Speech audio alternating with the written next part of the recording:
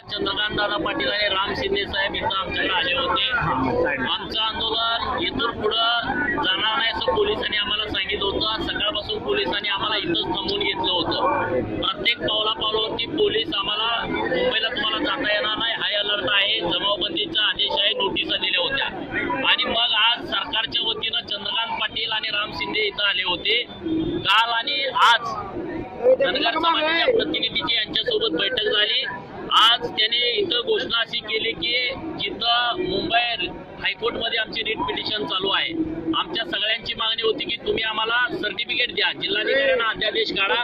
सरकार अध्यादेश काढण्यासाठी तयार नाहीये, त्यांनी अध्यादेश काढलेला नाही आणि त्यांनी मुंबई हायकोर्टमध्ये आज एक ॲफिडेविट दाखल केलं। त्या ॲफिडेविटमध्ये या राज्यामध्ये धनगर नसून तेच धनगर आणि धनगर एक आहेत असा ॲफिडेविट दाखल केलेला आहे। आणि उद्या ते मंत्र्यांची उपसमिती घोषित करतायत आणि त्या उपसमिती माध्यमातून आदिवासींना ज्या योजना आहेत, कल्याणकारी योजना, त्या धनगर समाजाला देण्याचं त्यांनी मान्य केलेलं आहे।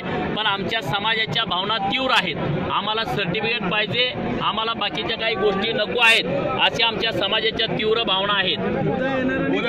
याच्या अगोदर अगर नाही झालं तर काय करणार, पुढे काय? नाही, आम्ही आता याच्यावरती आज आमच्याकडे पर्याय नाही। राज्यातून सगळी लोक निघालेली आहेत, सरकारनं आमची कोंडी केलेली आहे।